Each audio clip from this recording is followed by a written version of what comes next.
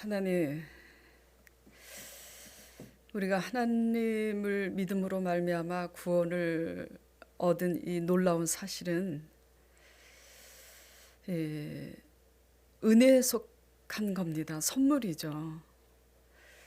선물을 받은 자, 은혜를 입은 자로서 우리가 이 땅에 발을 딛고서 현장 속에서 살아갈 때 하나님의 은혜로 산다는 것은 무엇을 의미하는지 오늘 말씀을 통해서 잘 깨닫고 적용하고 실천함으로 빛이 되고 소금이 될 수 있도록 축복하여 주시옵소서. 예수 그리스도 이름으로 기도드리옵나이다. 아멘. 자, 은혜 받은 자가 은혜를 베푼 자 앞에서 너무 당당하거나 도리어 그 사람을 원망한다면 여러분은 어떤 느낌이 들겠어요? 그런 사람에 대해서 어떤 마음이 드냐면 매우 괘씸한 생각이 들겠죠. 그리고 황당하기도 하고요. 그리고 상종하기가 싫어집니다. 왜 이렇게 그러면 은혜 받은 자가 은혜를 베푼 자에게 이같이 당당할 뿐만 아니라 도리어 원망하는 일이 생기는 걸까? 이거는 우리가 자기중심적이고 악하기 때문이에요. 자, 그러면 이제 제 질문, 설교를 들으면서 생각나는 사람이 있을 거예요. 네. 다른 사람이 생각나면 안 돼요. 그게 바로 우리예요. 네. 자, 이번 주 생명의 삶 말씀 묵상이 마태복음 19장 20장 말씀입니다. 내내 19장과 20장에서 예수님께서 우리에게 교훈하고 계시는 핵심적인 말씀이 뭐냐면 은혜로서 구원받은 자의 자세와 태도가 어떠해야 되는가, 그걸 지금 교훈하고 계시는 거예요. 먼저 20장 포도원 품꾼 얘기를 한번 해볼게요. 포도원 품꾼 얘기가 20장 1절에서 16절까지 나오는데 20장 1절에 이렇게 시작이 됩니다. 굉장히 귀를 기울여서 보셔야지 돼요. 천국은 마치 품꾼을 얻어서 포도원에 들여보내려고 이른 아침에 나간 집주인과 같대요.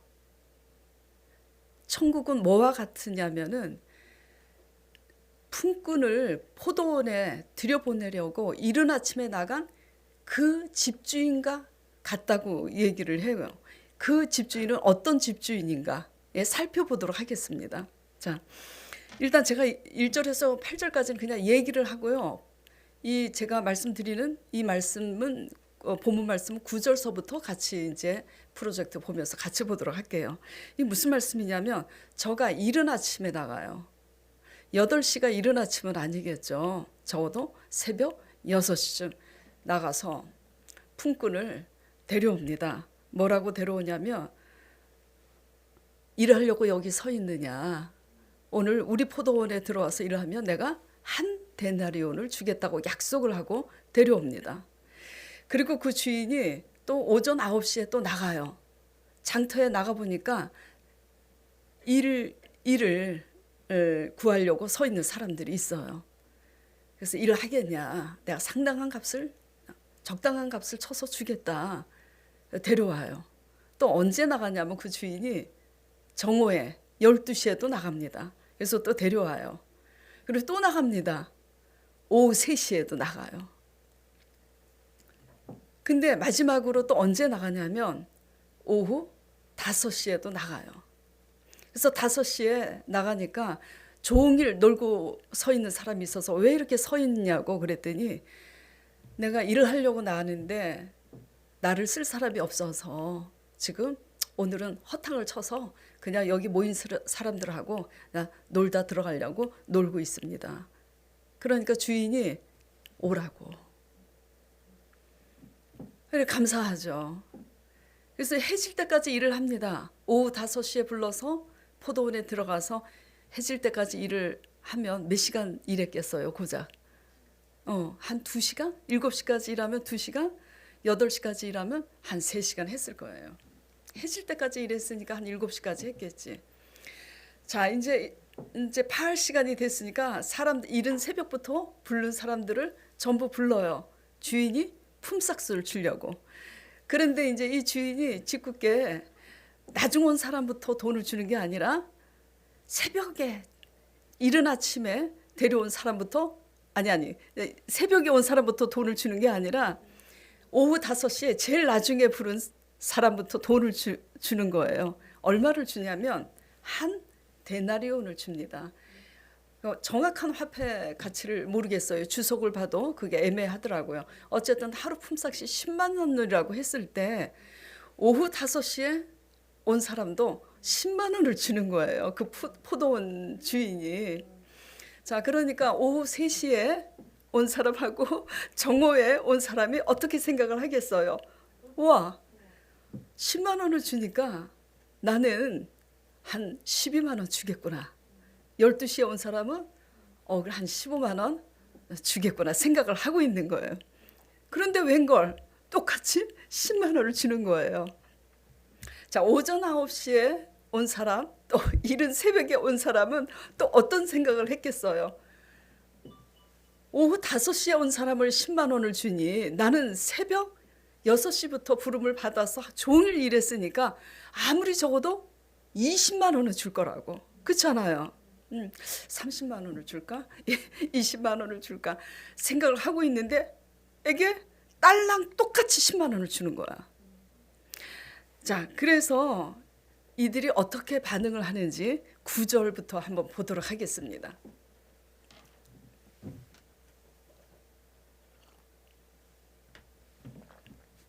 제11시에 오후 5시를 얘기하는 거예요. 온 자들이 와서 한 데나리온씩을 받거늘 먼저 온 자들이 와서 더 받을 줄 알았더니 그들도 한 데나리온씩 받은지라. 자, 11절. 받은 후 집주인을 어떻게 했더래요? 원망하는 거예요, 지금. 뭐라고 원망을 하냐면 아주 당당합니다. 12절에 나중 온 이 사람들은 1시간밖에 일하지 아니하였거늘 그들을 종일 수고하며 더위를 견딘 우리와 같게 하였나이다. 당신 참 나쁜 사람이야. 어떻게 이럴 수가 있나?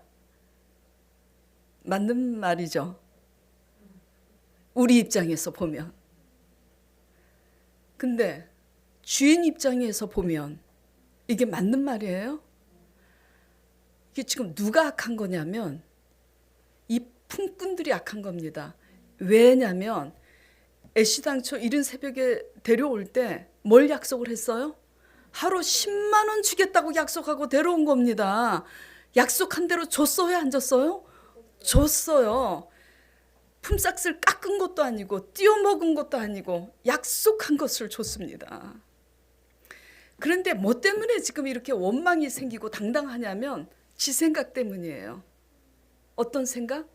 내 생각. 늦게 온 사람을 이른 새벽에 나와 약속한 금액하고 똑같이 줬으니까 나는 더 줄 것이라고 여기는 내 생각 때문이죠. 자, 결론적으로 이 주인은 선해요, 악해요? 선한 겁니다. 먼저 온 사람은 약속한 금액을 줬는데 나중 온 사람도 왜 똑같이 줬냐면 일감을 못 구해서 못했을 뿐이지. 이를 구하는 주인을 만나지 못해서 못했을 뿐이지. 그러니까 주인이 봤을 때 불쌍히 여긴 거예요. 저 사람도 이를 구하러 나간 그 어떤 주인과 만났더라면 하루 품삯을 넉넉히 받을 수 있었을 텐데 못 만났잖아요. 그러니까 불쌍히 여겨서 비록 늦게 왔지만 은혜를 베푼 겁니다. 그러니까 이거를 자기 생각에 의한 자기중심적 사고로 보지 않고 공평하게 상대방 그 집주인 입장에서 본다면 포도원 주인의 입장에서 본다면 어떻게 반응이 나와야지 되냐면 세상에 이 주인은 다른 포도원 주인과 다르다고 참 선하시고 훌륭한 분이구나 이렇게 돼야 되는 거예요. 그래서 이만큼 자기 중심적 사고는 굉장히 위험합니다. 예. 이게 누구냐면 이 품꾼들의 이야기가 바로 여기 단상에 서 있는 제 모습이고 여러분들의 모습인 거예요. 예. 기가 막힙니다. 그래서 우리가 악하고 자기 중심적이면 이런 품꾼들과 같은 모습으로 삶을 살아가게 돼요. 그래서 이제 주인이 어떻게 이제 하는지 보겠습니다. 자, 12절에 아까 한 번 더 볼까요? 되게 재밌어요. 나중은 이 사람들은 1시간밖에 일하지 아니하였거늘 종일 더위에 수고했는데 견딘 우리야 같게 이렇게 취급할 수 있느냐? 이거예요. 이게 뭘까 생각해 보세요. 내가 우리 소망교회에서 얼마나 그냥 봉사하고 식사 준비하고 얼마나 했는데 우리 목사님이 이럴 수가 있어? 뭐 이런 거와 같아요. 이런 사람이 한 분도 우리 교회는 없지만 모르겠어요. 속으로 어떤지 모르겠어요. 이런 거와 같은 거예요. 그렇게 하니까 주인이 뭐라 그러냐면, 자 보세요. 주인이 그 중에 한 사람에게 이렇게 말합니다. 어이 친구요, 내가 너에게 잘못한 것이 없노라. 너가 나와 한 데나리온의 약속을 하지 아니하였느냐? 네 거나 가지고 꺼져. 지금 이 얘기예요. 네 거나 가지고 가라. 나중은 이 사람에게 너와 같이 주는 것은 누구의 뜻이라고요? 오야맘인 거예요. 내가 은혜를 베푼 거라고요. 주인이. 자 15절. 내 것을 가지고 내 뜻대로 은혜를 베푼 것이 아니냐? 내가 선함으로 너가 악하게 보느냐? 우리가 자기 중심적이고 악하면요, 은혜를 베푼 사람에게 이같이 합니다. 예, 16절 말씀은 나중에 하고요. 16절 한번 볼까요? 하늘아 나와 있나? 그래, 이따 보도록 하자. 자, 이렇게 우리가 악하면 선한 은혜를 베푸는 사람 앞에서도 한없이 자기 중심적이기 때문에 이렇게 반응을 한다, 이겁니다.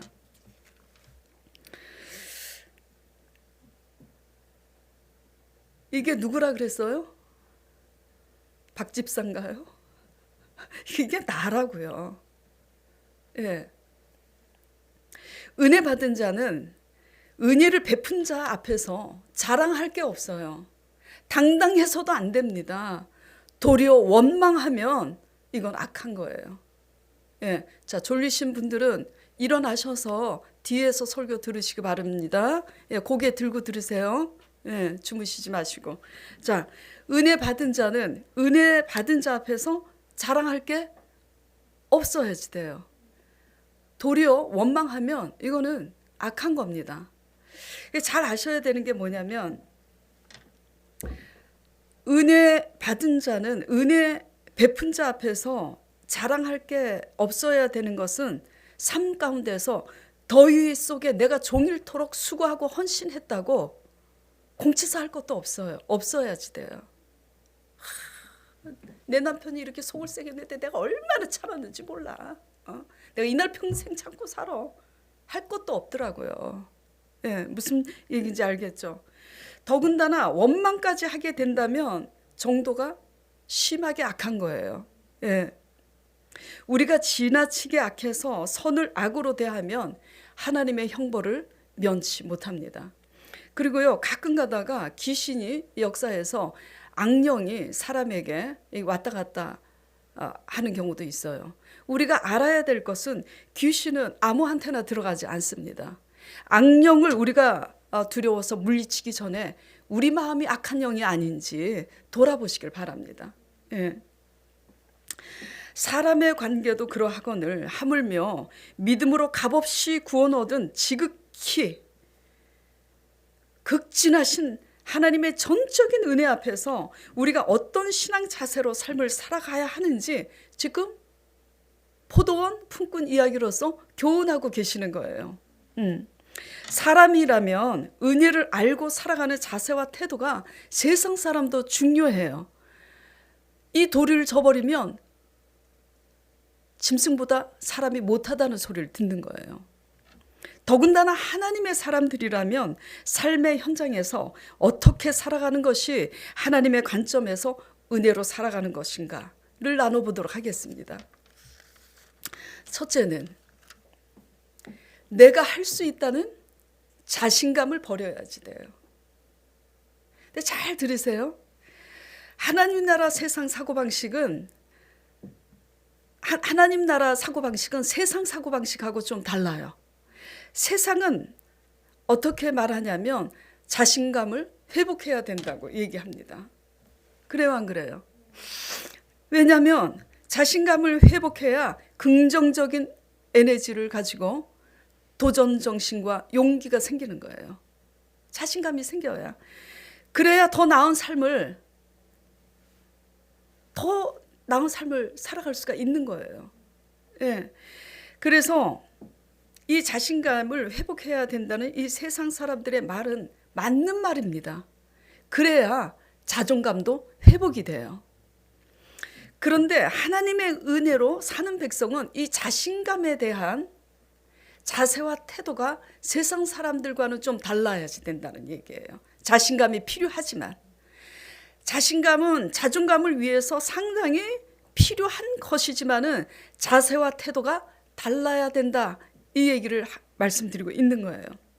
어떻게 달라야 됐냐? 자신감 있는 그것조차도 누가 허락하심으로? 하나님이 허락하심으로, 하나님으로 기인된 것이기 때문에 고린도전서 15장 10절에 사도 바울이 이렇게 말합니다. 나의 나된 것은 내가 아니라 하나님의 은혜로 된 것이라고 고백하는 것처럼 우리가 자신감 넘치는 그 자신감으로 인해서 자신만만해서 상대방을 비하하는 게 아니라 그 자신감 있게 내게 지혜와 모든 재능을 주신 하나님께 감사하는 마음으로 우리가 자세와 태도를 낮춰야 된다는 얘기죠. 왜? 오늘까지 생명을 허락하지 않았더라면, 하나님의 지혜를 허락하지 않았더라면 그 모든 것을 우리가 자신감 있는 생활을 할 수가 없잖아요. 아무리 똑똑하고 잘 나가도 하나님이 우리 목숨 걷어가시면 그만인 거예요. 전적으로 우리의 우리됨은, 우리의 우리된 것은 나된 것이 아니라 하나님으로 기인한 하나님의 은혜라는 것을 깨달을 때 자신감을 가질 이유가 없어요. 근데 왜 이렇게 자신감이 있는지 모르겠어요. 이 오진이서부터 해가지고. 그래서 제가 개척했을 때 이 부자 청년 설교를 했었는데 이번에 부자 청년 이 말씀을 보면서 정말 부끄러웠어요. 우리가 하나님을 믿노라면서 이 자세와 태도를 버리지 못할 때 하나님께서 어떤 일을 하시냐면 우리를 향해서 자신감 있는 태도를 깨트리시는 작업을 먼저 하십니다. 예. 이게 뭐냐면 이번 주에 마태복음 19장에 나오는 부자 청년 얘기예요. 예수님이 지금 부자 청년에게 이 작업을 하고 계시는 거예요. 자, 19장을 한번 볼까요? 18절, 22절. 18절 이거 말씀드리기 전에 제가 먼저 말씀드릴게요. 부자 청년이 예수님께 나와서 뭐라고 부르냐면 선생님 그럽니다. 믿음이 없어서 주여라고 못해요. 그리고 소경처럼 다윗의 자손 예수여라고도 못합니다. 선생님 그래요. 그 뭐라 그러냐면 내가 무슨 선한 일을 해야 영생을 얻으리까 질문을 합니다. 그러니까 예수님이 뭐라고 대답을 하시냐면 어찌 선한 일을 내게 묻느냐. 선하신 분은 오직 한 분이라고 말씀을 하세요. 그러시면서 너가 생명에 들어가려면은 계명들을 지키라고 합니다. 그러니까 18절에 부자 청년이 어느 계명이니까 물어요. 그러니까 예수님께서 이르시되 살인하지 말라, 간음하지 말라, 도적질하지 말라, 거짓 증언하지 말라. 이 청년은 부자 청년이라 그랬어요. 부자 청년이니 배고픔을 몰라요. 도적질할 이유가 있어요? 없습니다. 부자 청년은 가난한 사람이 도둑질하는 마음도 생기는 거지. 자, 부모를 공경하래요. 물려받은 재산이 많은 부자 청년이에요. 부모 공경 못할 게 뭐가 있습니까? 부모 잘못 만나서 술주정뱅이 아버지 만난 것도 아니고. 예. 이 계명을 지키기가 쉬운 조건에 살고 있어요. 자, 예수님이 끝에 뭐라고 그러시냐면 내 이웃을 내 자신과 같이 사랑하라 하신 것이니라 그래요. 근데 그 청년이 20절에 이럽니다. 그 청년이 이르되 이 모든 것을 내가 지켰대요. 그리고 한술 더 떠요. 아직도 뭐가 부족하니까? 계명을 다 지켰는데 내 모습이야 내 모습. 그 청년이 이르되 내가 이것을 다 지켰은즉 지켰사온즉 아직도 무엇이 부족하니까? 그러니까 예수님이 말씀 한마디로 길을 꺾습니다. 자, 21절에 예수께서 이르시되 너가 지켰다고 자신감을 가지고 더욱더 온전하고자 할진데 그래 그렇다면 가서 내 소유를 팔아서 가난한 자들에게 주라. 그리고 와서 나를 따르라 그래요. 자, 그렇게 자신만만하던 그 청년이 어떻게 됐어요? 22절에 그 같이 읽어볼까요?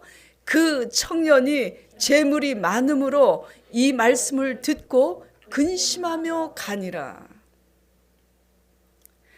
자신감이 하늘 높은 자신감으로 넘쳤던 이 부자 청년의 결과는 어떤 행동을 낳게 되냐면 이 말씀을 듣고 근심하고 자기 집으로 돌아갔어요.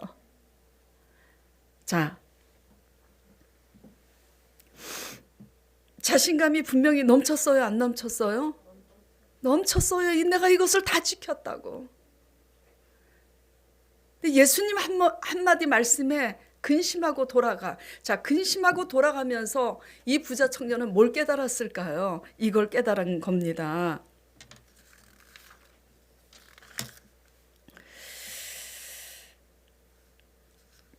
내가 다 지켰다고 자신만만했는데 지킨 게 아니었구나. 내 이웃을 내 몸과 같이 사랑하라. 이걸 지켰대잖아요. 그러면 주위에 가난한 자들이 엄청 많잖아요. 그럼 네가 가난하다면 어떤 생각이 들겠어요? 저 부자가 좀 나눠주지. 그런 생각 들 거 아니에요. 그러니까 네 자신을, 네 이웃을 네 자신처럼 사랑하라. 이걸 지켰다니까. 그러면 네 소유를 팔아서 나눠주라. 그러니까 할 말이 없는 거야. 그래서 근심하면서 가면서 이제 착각에서 깨어나는 겁니다. 나는 지킨 게 아니었구나. 그걸 깨달았어요. 두 번째 또 뭘 깨달았을까? 그렇다고 이제 깨달은 대로 지키자니 할 수가 있어요, 없어요? 이게 지킨 게 아니라는 걸 깨달아서 이제 지키려고 내 가진 그 큰 재물을 나눠서 가난한 자들에게 주려니까 할 수가 없는 자기 자신의 한계를 지금 느끼는 겁니다. 그러니까 근심하고 가는 거예요. 예? 예. 그래서 이걸 표면적으로 보면 예수님께서 계명을 지켜야 하나님 나라로 들어간다 그러면 여기 들어갈 사람은 하나도 없어요. 하나도 없어요. 근데 왜 이렇게 역설적으로 이렇게 하셨냐면 하도 지켰다고 자만하니까 넌 일도 지킨 게 없어. 그걸 깨달았다고 너가 지킬 것 같아? 천만에 너는 깨달아도 여전히 지킬 수 없어. 이걸 지금 부자 청년으로 하여금 깨닫게 하려고 하시고 그 부자 청년을 통해서 우리에게 교훈을 던지고 계시는 겁니다. 아시겠어요? 무슨 얘기냐? 우리가 자신만만히 여기는 우리의 의로 선한 행위로는 하늘나라에 들어갈 수 없다라는 사실을 교훈하고 계시는 거예요. 자, 예수님께서요. 이렇게 하시면서 23절, 26절 볼까요? 그러면 그렇게 이제 부자 청년이 근심하고 가니까 예수님께서 이제 한술 더 뜨셔요. 이렇게 말씀합니다. 예수께서 제자들에게 이르시되 내가 진실로 너에게 이르노니 부자는 천국에 들어가기가 어려우니라. 다시 너희에게 거듭 말하노니 얼마나 어려우냐면 낙타가 바늘기에 들어가는 것이 부자가 하나님 나라에 들어가는 것보다 쉽다고. 거의 불가능해. 자, 그러니 25절에 제자들이 이런 질문을 합니다. 제자들이 듣고 몹시 놀라서 이르되 그렇다면 대체 누가 구원을 얻을 수 있으리까? 그렇잖아요. 그럼 부자는 천국도 못 가? 이거를 액면 그대로 표면적으로 해석하면 안 돼요. 자, 26절에 예수님께서 그들을 보시며 이르시되 뭐라고 말씀하시냐면 사람으로는 할 수 없으나 하나님으로서는 다 하실 수 있느니라. 이게 뭐냐면 하나님의 은혜로만 들어갈 수 있다라는 거예요. 아멘?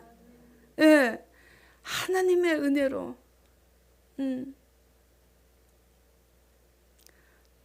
돈이 많은데 가난한 사람을 구제하지 못해도 들어갈 수 있는 비결이 뭐냐? 아유, 아버지, 나 왜 이런지 모르겠어요.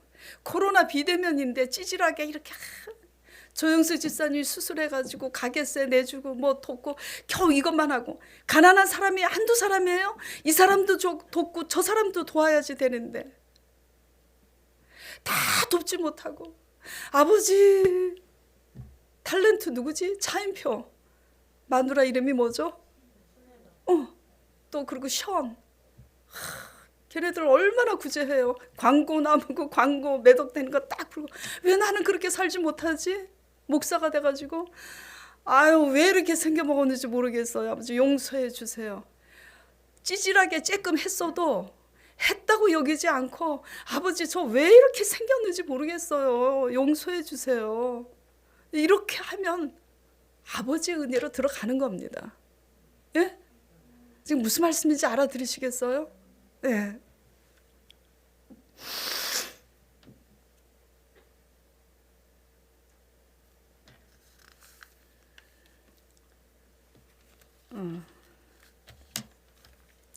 저도요,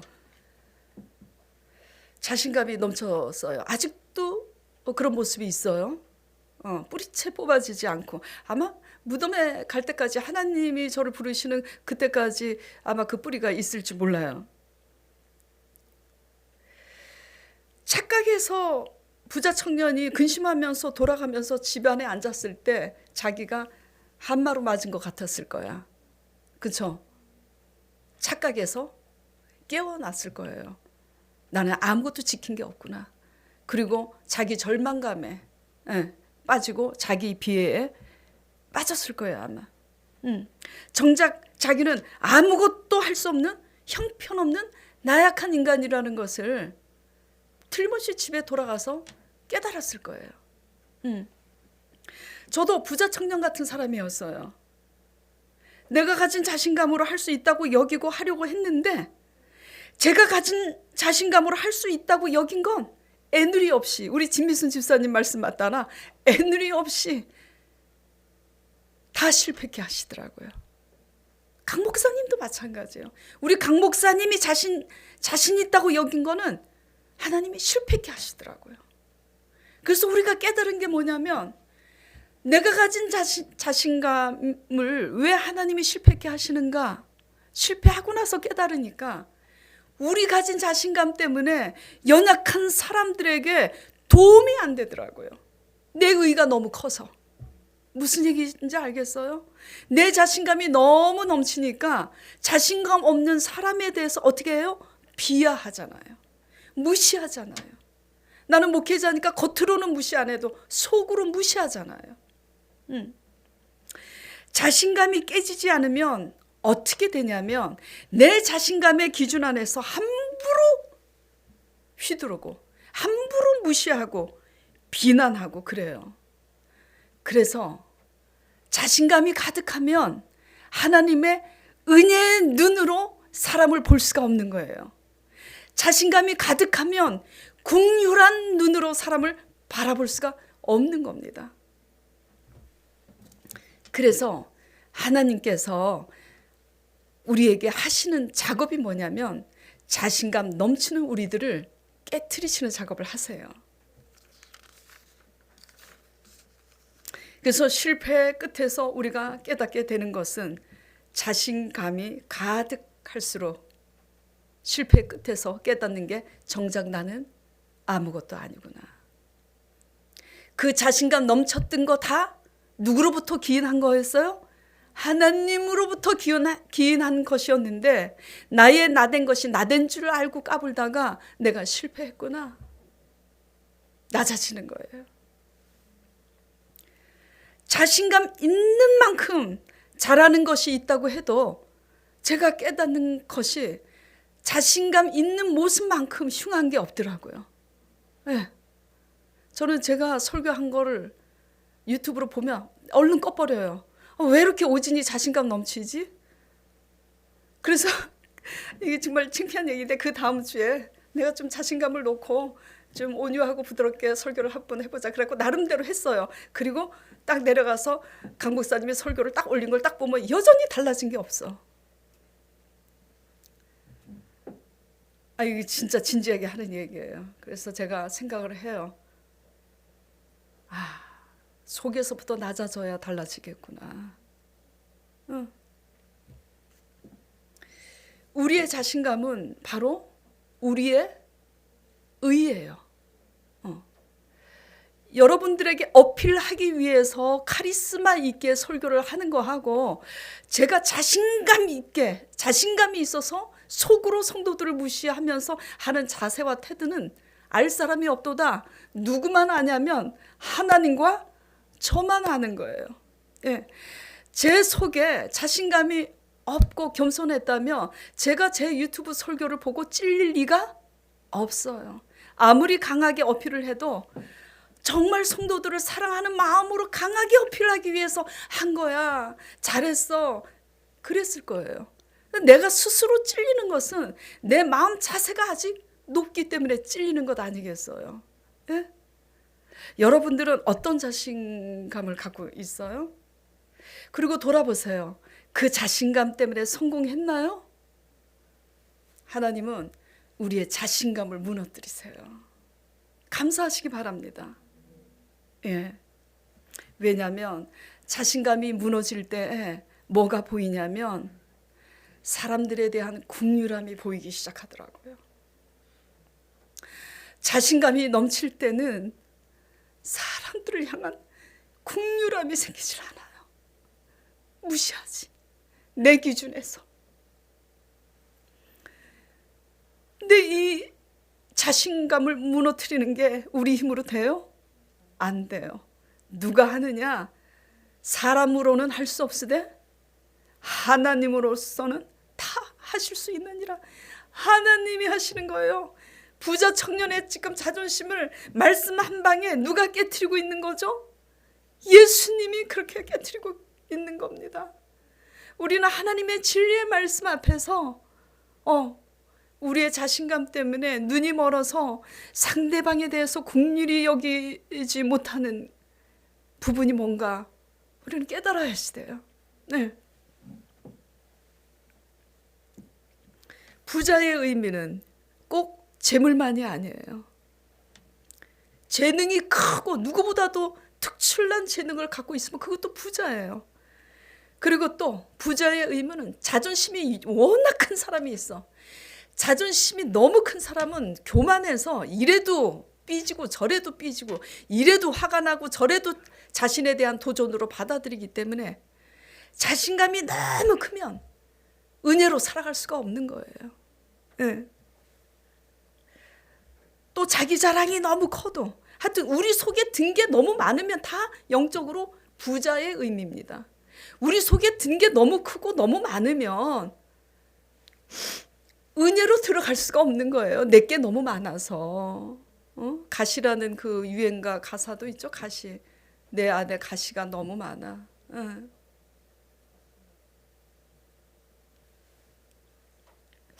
우리 속에 든 게 너무 크기 때문에 하나님 나라를 부자들은 가진 게 많고 내 것이 너무 큰 사람, 내 자아가 너무 크면 들어갈 수가 없어요. 얼마만큼 낙타가 바늘기에 들어가는 것보다 힘들다고요. 그러니까 깨져야지 돼요.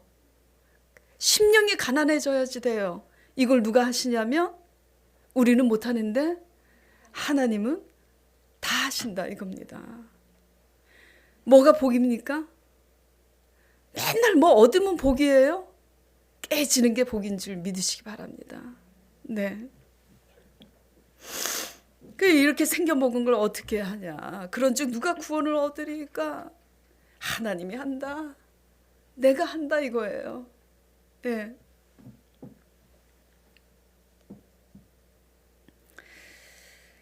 그래서 이게 깨지면 이제 뭐가 보인다 그랬어요? 상대방에 대한 시각이 달라지는 거예요. 내가 낮아져야 상대방 속에 있는 꽃도 보이는 거야. 내 꽃이 너무 크고 화려하면 상대방 꽃은 아무것도 아닌 걸로 보이는 거죠. 예. 그래서 마태복음 9장 13절에 이렇게 말씀하고 계시는 거예요. 예수님께서 너희는 가서 내가 긍휼을 원하고 제사를 원치 아니하노라 하신 뜻이 무엇인지 배우라. 내가 의인을 부르러 온 것이 아니라 죄인을 부르러 왔노라. 아멘. 예. 내 남편이 죄인이고 내 자식이 죄인이고 직장에 미스 박이 죄인이고 김 집사가 죄인이고 이제 이렇게 하면 이제 힘든 거예요. 예. 내가 깨지면 내 자신감이 무너질 때 하나님으로 인해서 실패를 맛보고 낮아지면 상대방에 대한 긍휼함이 보인다고. 그래서 예수님이 원하는 제사는 예배에 대한 열심이 아니라 긍휼함이라는 거 잊지 마시길 바랍니다. 그렇기 때문에 오늘 설교 제목이 뭐죠? 은혜로 산다는 것은 하나님을 믿는 믿음 안에서 낮아져서 사람들의 허물에 대해서 긍휼히 여기며 사는 삶을 얘기하는 겁니다. 은혜로 산다는 것은. 은혜로 산다는 것이 미션입니다. 막 하나님 하나님 내가 이렇게 몸 바쳐서 막 드립니다. 이 은혜로 사는 거 아니에요. 그 몸 바쳐서 드려야 되지만 삶 가운데서 사랑 관계에서 자비와 긍휼, 용서, 그렇죠? 근데 내가 낮아지지 않으면 그게 안 되는 걸 어떻게 해요? 그렇죠? 그래서 우리는 하나님 앞에 나아가는 거예요. 나 깨지게 좀 해주세요. 저도 미치겠어요. 왜 안 깨지는지. 그렇게 하나님 앞에 나아갈 때 하나님께서 은혜를 주셔서 우리를 깨트리시고, 그래서 깨지고 낮아지니까 내 아들 속에 있는 훌륭한 것도 보이고, 집 나간 남편, 바람난 남편의 훌륭한 것도 보이고, 그렇게 하는 거예요. 네. 그래서 은혜로 산다는 것은 뭐냐고요? 사람들의 허물에 대해서 긍휼히 여기며 사는 거예요. 그게 빛과 소금의 직분인 줄 믿으시기 바랍니다. 자, 그 다음에 두 번째, 은혜로 산다는 것은 삶 가운데 그럼 또 무엇이냐? 자부심으로 인한 자기 공로의식을 버려야 됩니다. 예. 자신감하고 좀 다르죠. 자부심으로 인해서 자부심을 갖게 되면은 이제 공로의식이 생겨, 보상심리. 그래서 이제 27절에서 30절까지 볼까요? 자, 부자 청년은 그렇게 근심하고 갔어요. 그렇죠? 근데 제자들은 안 갔죠. 모든 것을 버리고 지금 주님 옆에 있어요. 그래서 따뜻한 베드로가 이렇게 의기양양하게 대답하면서 예수님께 이렇게 말합니다. 보소서, 우리가 모든 것을 버리고 주를 따라 싸운데 그런즉 우리가 무엇을 얻으리까? 예수님이 뭐라고 말씀하시냐면, 저 같으면 이렇게 얘기했을 거예요. 자, 다시 27절에 하더라 해봐라. 이제 베드로가, 강 목사가 그렇게 이제 했어요. 우리가 모든 것을 버리고 주를 따라 싸운데 그런즉 우리가 무엇을 얻으리까? 만약에 오진이가 예수님이라면 이렇게 말했을 거예요. 뭘 얻긴 얻어? 이미 영생을 얻었어. 지금 따라가는 거 아니야? 영생을 얻어서 그 은혜 때문에 너희가 지금 헌신하고 희생하는데 뭘 또 바라냐? 에이, 그 자세가 틀려먹었어. 이제 이러고 끌고 갈 거예요. 근데 예수님은 그렇게 안 하세요. 이제 28절에 보겠습니다. 예수께서 이르시되 내가 진실로 너희에게 이르노니 세상이 새롭게 되어서 인자가 자기 영광의 보좌에 앉을 때 나를 따르는 너희도 12 보좌에 앉아 이스라엘 12지파를 심판하리라 하시면서 29절에 또 내 이름을 위하여 집이나 형제나 자매나 부모나 자식이나 전토를 벌인 자마다 여러 배를 받고 또 영생을 상속하리라. 여기까지 좋았어. 근데 진짜로 예수님이 하시고 싶은 말씀이 바로 이겁니다. 예수님은 신사시고 거룩하신 분이라 이 말씀을 먼저 하시고 싶으신데 이렇게 듣고 싶은 얘기를 하고 나서 30절 말씀으로 도장을 탁 찍는 거예요. 같이 읽어볼까요? 그러나 먼저 된 자로서 나중되고 나중된 자로서 먼저 될 자가 많으니라. 아리까리해. 이걸 쉽게 해석을 해드리면 뭐냐면, 야, 부자 청년은 근심하고 갔지. 너네들은 지금 내 옆에서 모든 걸 버리고 쫓지. 그래서 엄청 상 받을 것 같지. 그러나 먼저 된 너희가 부자 청년, 지금의 부자 청년처럼 나중 될 수 있고, 저 부자 청년이 나중 온 자가 먼저 된 자 될 수 있다. 지금 이 얘기를 하고 계시는 거예요. 자세와 태도의 얘기예요. 모든 것을 버리고 왜 예수님을 쫓아가요? 예? 하나님의 아들인 예수 그리스도 메시아를 구세주를 믿으니까 쫓아가는 거 아니에요. 믿는 순간 무엇을 얻었어요? 영생을. 뭘 더 바래? 근데 바래져요. 왜? 이 땅에 발을 딛고 있으니까 오지니까 그랬잖아요. 하나님이 영생을 얻었느니라. 그러니까 짜증나서 제가 아유 어떻게 맨날 영생만 먹고 살아요. 땅에 발을 딛고 있는데. 아버지 말씀에 순종하느라고 타협하지 않으라고 빚이졌잖아요. 그러니까 내가 이보다 더 나은 것을 주리라. 꾸짖지 아니하시고. 그래서 제가 내 성격대로 그런 문제가 다르지. 영생도 주시고 땅의 것도 주셔야지. 아버지는 일용할 양식 땅의 것에도 관심을 두고 우리에게 베푸세요. 그러나 지금 뭐가 핵심이라고요? 자세와 태도의 문제를 얘기하고 있는 거예요. 영생을 받아서 지금 모든 걸 버리고 쫓았어. 모든 걸 버리고 쫓았다고 영생을 얻을 수 있습니까? 영생은 생명인데 영원한 생명이에요. 생명은 돈으로 살 수 없어요. 우리의 공로로도 살 수 없어요. 돈으로 살 수 있는 게 그나마 쉬워. 가장 소중한 건 돈으로 살 수 없다고 제가 말씀드렸잖아요. 너무나 소중하기 때문에. 예. 그래서 하나님의 관계에서 우리가 얻어야 되는 것은 돈으로 살 수 없는 것을 얻어야 돈도 따라온다라는 거 잊지 마시길 바랍니다. 돈으로 살 수 없는 게 뭐예요? 믿음이에요. 돈으로 살 수 없는 게 뭐예요? 사랑이에요. 사람 마음, 사랑, 생명. 돈으로 살 수 없어. 돈으로 살 수 없는 소중한 거를 하나님의 관계에서 얻게 되면 땅의 것은 저절로 따라오는 거예요.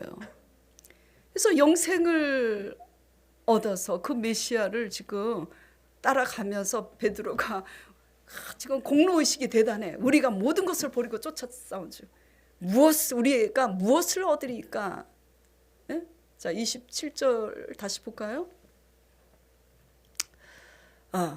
우리가 모든 것을 버리고 주를 따라 싸운대. 그런즉 우리가 무엇을 얻으리까? 예수님 말씀 뭘 얻냐? 그렇게 공로의식 가지고 가다가는 너희가 모든 걸 버리고 먼저 왔지만 결국 꼬레비 신세 될 거다. 그거예요. 나중된 자보다 훨씬 못하게 될 것이다. 자세를 얘기하는 거죠. 자, 사랑과의 관계에서도 뭘 줄 때 아유 변변치 못해요. 겸손하면서 주면은 변변치 못해도 참 감사해. 근데 꼴랑 아무것도 아닌 거 찌질한 거 주면서도 막 흔 거. 예를 들어서 얼마 전에 누가 저한테 이제 흔 옷을 줬어요. 제가 이제 그렇게 비싼 거 안 입고 뭐 이제 흔 것도 잘 얻어 입고 그러니까 헌옷 주면서 엄청 공칭사를 하더라고. 이게 엄청 비싼 건데. 그래서 제가 속으로 그랬어요. 비싸봤자 수십 년 입다가 온 옷인데 뭘 저렇게 공치사를 하나. 공로의식 공치사 하면 안주님만 못해요. 그쵸? 은혜로 살아간다는 것은 우리가 헌신하고 수고해도 공치사를 하거나 공로의식을 갖지 않는 자세인 줄 믿으시기 바랍니다. 네. 어떤 태도로 사세요? 가정에서 배우자와의 관계, 자녀의 관계, 직장에서 직장 동료의 관계, 모든 그 교회 안에서 사람들과의 관계에서 여러분들은 어떤 자세와 태도로 살아가시는지 돌아보시기 바랍니다.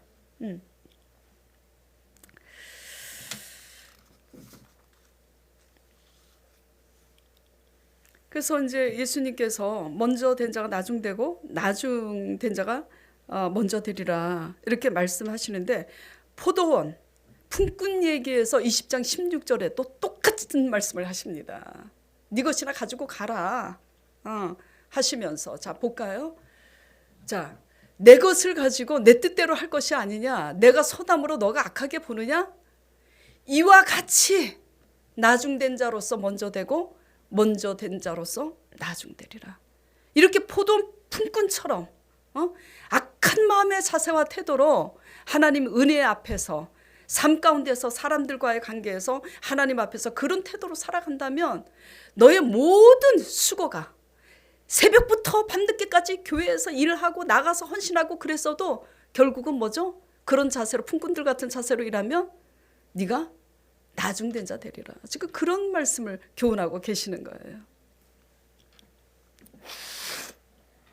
자, 인간적으로 생각하면 너무한 것 같아요. 근데 하나님의 영생을 값없는 은혜로 영생을 우리가 한 5년 10년 더 살려고 어떻게 합니까? 뭐 무슨 유산균 무슨 유산균 뭐 먹어야지 된다고 프로바이오틱인지 뭔지 프로가 들어가야 되고 뭐 이게 들어가야 되고 이게 또 면역력을 높이고 건강하고 좀 더 살고 싶어서 그러잖아요. 저도 뭐 집에 영양제 있고 뭐 유산균도 있고 이제 그렇지만은 그런데 영생을 얻었는데 믿음이 없으니까 영생이 와닿지 않는 거지. 그 영생을 얻은 관점에서 영생을 주신 하나님의 관점에서 보면 이게 너무한 것 같아도 너무한 게 아니라 하나님의 관점에서 보면 자세와 태도를 은혜로 살아간다는 것이 무엇인지 개념 정리가 돼야지 우리의 수고가 헛되지 않는다. 그리고 우리의 수고가 헛되고 안 되고 이거는 두 번째 문제고 뭐가 이제 다르냐. 십자가를 질 수가 없다라는 거예요. 태도가 바뀌지 않으면. 내 자신감이 넘치는데 연약한 자의 십자가를 어떻게 집니까? 예? 이게 제 얘기예요. 제가 감사를 좀 할 줄 안다고 감사하지 못하는 사람 보면 속으로 사랑 같지 않아. 도대체 저 인간들이 도대체 왜 저러는 거야? 오죽하면 제자 사역할 때 큐티하고 멀리서 온 게 감사해서 밥 맛있는 거 정성 들여서 다 해서 먹여서 보내. 아니 우리 순복음 교인들 오면서 빵 한 조각을 안 사갖고 와. 제가 제자 사역을 하면서 기도 제목이 뭐였는지 아세요? 제발 말씀 배우러 오는 사람들 욕심으로 오지 않고 말씀 은혜 입히고 먹여서 보내는데 누구 하나 빵 한 조각 안 사갖고 와. 세상 사람도 그렇게 하지 않아요. 그래서 작정 기도를 했어요. 콩나물 1,000원어치라도 좀 사올 수 있게 해달라고. 그래서 제가 이제 그렇게 하다 보니까 이게 좀 부끄러운 얘기인데 제자 양육하다가 성격 망가지더라고. 이게 잘못하고 있는 거지. 그 이제 시간이 지나면서 이제 제가 다시 이제 원위치를 찾아가고 있는데 속으로 뭐야 이 사람들 도대체 말씀 배우러 오지 마셔 더 이상. 그것도 이제 제 의인 거죠.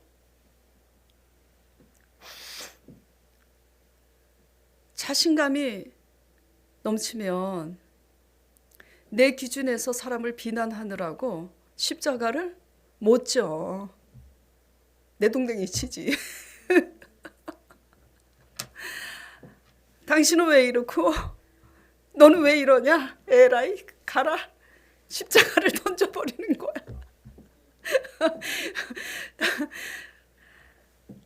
우리가 자신감과 내 공로의식을 버려야 연약한 자, 허물이 많은 자의 십자가를 지게 된다는 거 믿으시기 바랍니다.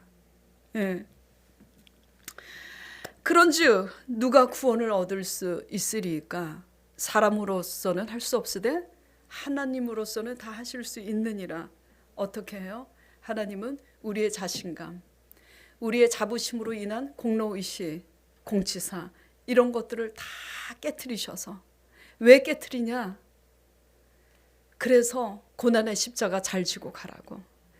맨날 무엇을 먹을까 마실까 그런 것으로 고민하다가 십자가와는 전 상관없이 사는 그런 인생, 그거는 세상 사람들이나 고민하는 거예요.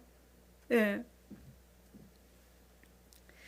자, 그래서 은혜로 산다는 것은 뭡니까? 은혜로 산다는 것은 하나님의 은혜로 인하여 믿음으로 말미암아 구원 얻었다는 사실 앞에서 자신감 넘치고 자부심으로 인해서 공로가 가득한 나의 이 나된 것을 하나님 앞에 다 내려놓고 이 나의 나된 것이 다 하나님의 은혜로서이다 하고, 내가 볼 때 꼴 보기 싫은 사람, 내가 볼 때 보기 싫은 사람, 십자가 잘 지고 가는 이 삶이 은혜로 사는 삶인 줄 믿으시기 바랍니다. 그럴 때 하나님께서 십계명에 성경 말씀에 뭐라 그래요? 나는 내 하나님이라.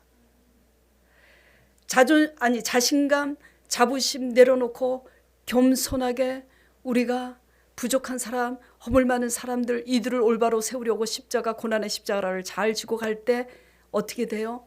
나는 내 하나님이라. 그렇게 나타나셔서 전능하신 하나님께서 우리의 삶을 대신 살아주실 줄 믿으시기 바랍니다. 예. 그래서 여러분이 여태까지 살아온 시간들, 자신감, 자부심, 베드로처럼 부자 청년처럼 살은 거 오늘 이 시간 마음속으로 회개하면서 다시 잘 가고자 다짐하는 시간 갖도록 하겠습니다. 같이 기도하겠습니다.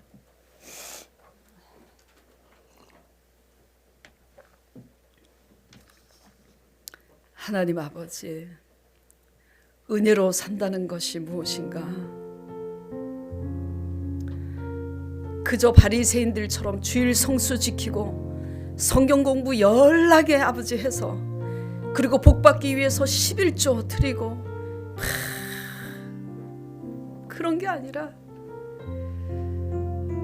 나는 제사를 원하는 것이 아니라 긍휼을 원한다고 하신 아버지의 뜻을 따라서 마땅히 주일 성수도 해야 되고, 마땅히 성경 공부도 해야 되고, 마땅히 11조도 해야 되지만, 성전에 와서 예물을 드리기 전에 원망 들을 만한 일이 있거든 먼저 화해를 하고 와서 예물 드리라 한 것처럼, 우리가 사랑할 수 없는 사람, 사랑하지 못하는 우리 마음속에 든 자신감과 자만과 우리의 의가 무언가 아버지 앞에 돌아보면서 애통하며 회개하는 마음으로 이런 것들이 꺾여져서 사람들을 나보다 낮게 여기며 내 공로의식 버리고 아버지 고난의 십자가 잘 지고 갈 수 있도록 하나님은 다 하실 수 있느니라 하셨사오니 성령이시여,